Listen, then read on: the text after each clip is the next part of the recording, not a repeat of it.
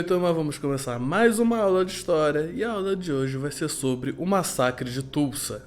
O Massacre de Tulsa, que aconteceu em 1921, foi um dos piores exemplos de violência racial em massa na história americana. A violência se concentrou no Greenwood District, também conhecido como a Black Wall Street, uma área comercial com muitos negócios de propriedade de negros bem-sucedidos.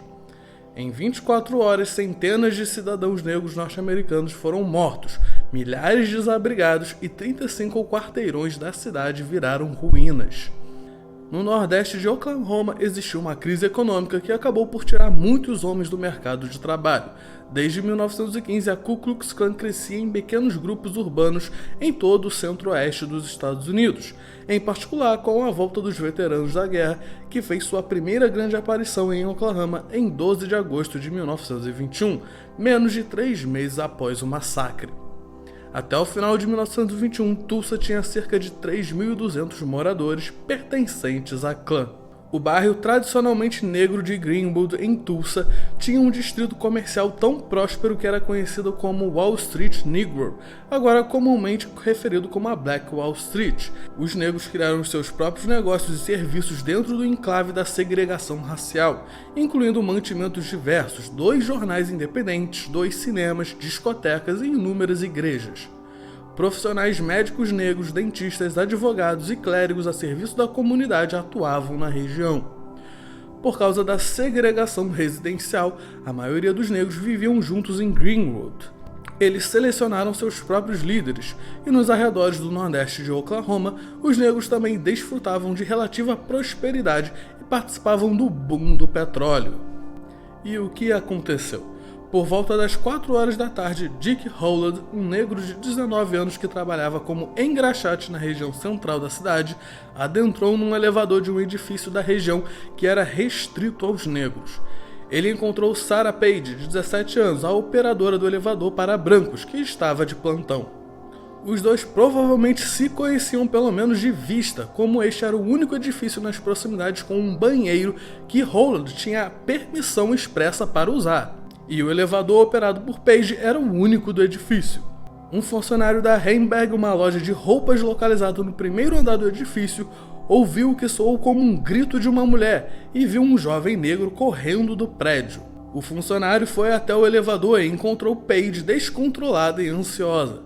Pensando que ela tinha sido assaltada, o funcionário chamou as autoridades.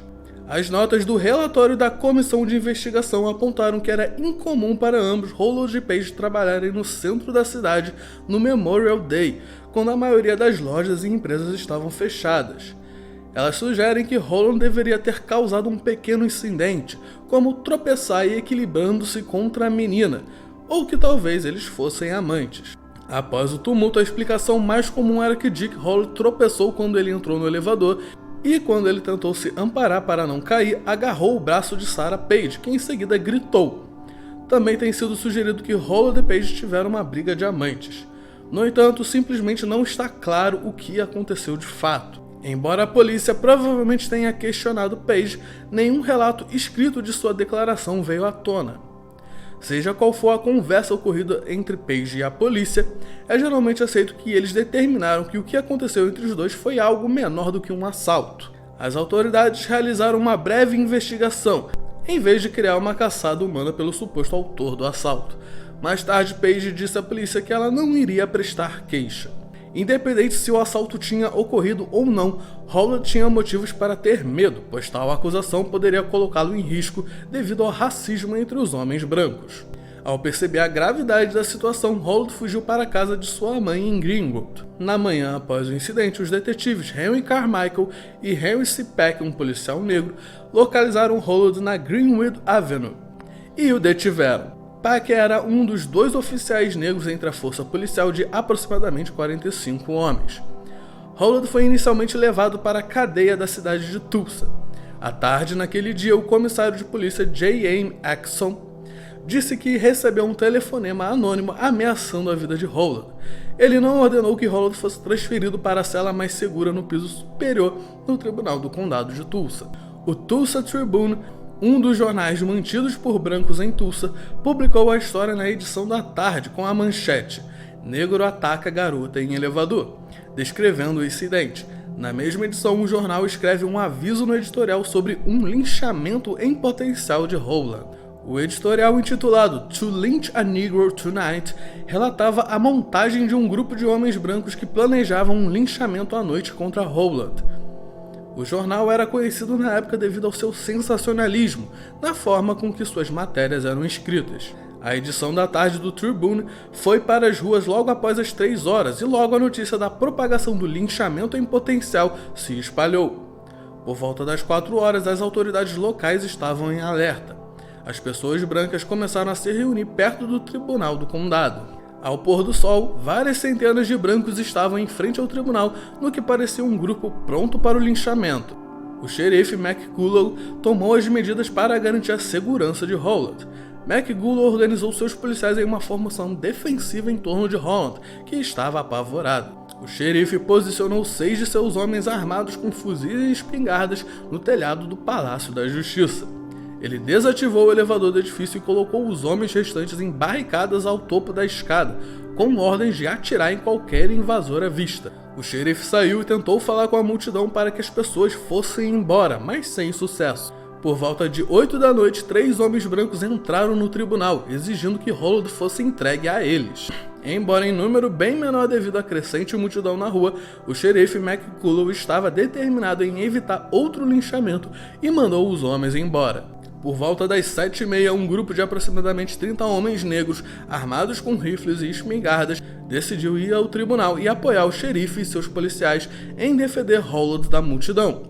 Assegurando-lhes que Howland estava seguro, o xerife e seu vice negro, Barney Cleaver, encorajou os homens a voltarem para casa. Em Greenwood, os boatos começaram a rodar de boca a boca, em particular um relato falso de que os brancos estavam prontos para invadir o tribunal. Pouco depois das 10 horas, um grupo de cerca de 75 homens negros armados decidiram ir para o tribunal. Eles ofereceram seu apoio ao xerife, que não quis sua ajuda. Mas, de acordo com as testemunhas, um homem branco teria dito para um dos homens negros armados para entregar sua pistola. O homem se recusou e disparou um tiro para o alto. Se esse tiro foi acidental ou pretendia ser um tiro de aviso, foi um catalisador para uma troca de tiros. Os tiros provocaram uma resposta quase imediata dos homens brancos, muitos dos quais atiraram contra os negros, que continuaram disparando de volta para os brancos. A primeira batalha durou apenas alguns minutos, mas resultando em mortes tanto de brancos como de negros. O contingente negro recuou para Greenwood e um tiroteio se seguiu. Um grupo de brancos armados perseguiu o grupo de negros até Greenwood, parando em diversas lojas para saquear armas e munições. Ao longo do caminho, inocentes, muitos dos quais estavam saindo de uma sala de cinema, foram pegos de surpresa pela multidão e começaram a fugir. O pânico cresceu quando a multidão começou a atirar em qualquer negro que estava na rua. Por volta da meia-noite, manifestantes brancos novamente reuniram-se em frente ao tribunal, mas mais determinados. Gritos soaram em apoio a um linchamento. Eles tentaram invadir o prédio, mas foram rejeitados e dispersos pelo xerife e seus adjuntos. Ao longo das primeiras horas da manhã, grupos de brancos e negros armados se defrontaram em tiroteios. Neste ponto, o combate foi concentrado ao longo dos trilhos da companhia de trens, uma linha divisória entre os bairros comerciais dos negros e dos brancos. Em um ponto, os passageiros de um trem que chegava foram forçados a se abaixar no chão dos vagões do trem por terem sido pegos diretamente no fogo cruzado de ambos os lados. Pequenos grupos de brancos realizavam incursões breves de carro em Greenwood, indiscriminadamente atirando em empresas e residências. Eles muitas vezes foram recebidos com tiros em retorno. Enquanto isso, os manifestantes jogaram panos embebidos de gasolina em vários prédios ao longo da rua Arca, incendiando. Por volta da 1 da manhã, os motinadores brancos começaram a botar fogo em lojas comerciais da rua Archer, no extremo sul de Greenwood. Quando as equipes de socorro chegaram para apagar os incêndios, foram impedidos a tiros pelos rebelados. Por 4 horas, cerca de 2 dúzias de empresas de propriedade de negros haviam sido incendiadas. Oprimidos pelo grande número de homens brancos, os negros recuaram da Greenwood Avenue até a borda da cidade. O caos seguiu e moradores aterrorizados fugiram para salvar suas vidas. Os manifestantes disparavam indiscriminadamente e mataram muitos moradores ao longo do caminho. Dividindo-se em pequenos grupos, eles começaram a invadir casas e edifícios e saqueavam tudo que encontravam. Vários negros testemunharam mais tarde que eles invadiram casas ainda ocupadas, ordenando aos habitantes para irem para a rua, onde eles poderiam ser conduzidos ou forçados a caminhar para centros de detenção. Numerosos relatos descreveram aviões carregados de assaltantes brancos disparando rifles e soltando bombas incendiárias em edifícios, casas e famílias em fuga. Os aviões 6 biplanos que sobraram da Primeira Guerra Mundial foram enviados a partir de um campo de pouso fora de Tulsa. Funcionários brancos da cidade mais tarde afirmaram que os aviões foram fornecer reconhecimento e proteger os brancos contra o que descreveram como uma revolta negra. Porém, os relatos de testemunhas oculares sobreviventes confirmaram que na manhã de 1º de junho, os aviões lançaram bombas incendiárias e rifles dispararam contra moradores negros no chão. Vários grupos de negros tentaram organizar uma defesa, mas eles ficaram impressionados com o número de brancos armados. Muitos negros se renderam, outros atiraram e perdiam suas vidas. Como os incêndios se espalharam ao norte através da Greenwood, inúmeras famílias negras continuaram a fugir. Estima-se que muitos morreram carbonizados. Como a instabilidade se espalhou para as outras partes da cidade, muitas famílias brancas da classe média que empregavam negros em suas casas como cozinheiros e empregados foram abordados pelos manifestantes brancos. Eles exigiram que as famílias entregassem seus funcionários para serem levados para os centros de detenção da cidade. Muitas famílias brancas atenderam os pedidos e as que se recusavam foram alvos de ataques e vandalismos. Apenas 2 igrejas brancas no centro abriram suas portas aos refugiados que fugiam de Greenwood. Elas eram a primeira igreja presbiteriana e a católica romana Holy Family Cathedral. A zona comercial de Greenwood foi destruída. Isso incluiu 191 lojas comerciais, uma escola secundária, várias igrejas e o único hospital do distrito. A Cruz Vermelha informou que 1.256 casas foram queimadas e outras 215 foram saqueadas, mas não queimadas. Os serviços mobiliários de Tulsa estimaram perdas de propriedade que totalizavam $1,5 milhão em imóveis. Um júri em Tulsa decidiu que o chefe de polícia, John Gustafson, foi o responsável pelo tumulto porque ele negligenciou seu dever com a segurança da cidade e foi removido do cargo. Em um estudo posterior, ele foi considerado culpado de não ter tomado as devidas precauções para proteger a vida e a propriedade e por conspirar com ladrões de automóveis e tomar para si produtos de saque. No entanto, ele nunca chegou a cumprir pena e, em vez disso, retornou à sua prática de detetive particular. Não há registros legais que indiquem que qualquer outro funcionário branco foi acusado de má conduta ou até mesmo negligência pelo motivo. Dick Holland permaneceu seguro na cadeia do condado até a manhã seguinte, quando ele foi levado para fora da cidade em sigilo. Todas as acusações foram retiradas. Ele nunca mais voltou para Tulsa. E nenhuma acusação foi feita contra alguns dos rebelados brancos. Então é isso, turminha. Terminamos a aula de história de hoje. Tchau, tchau. E lavem as mãos.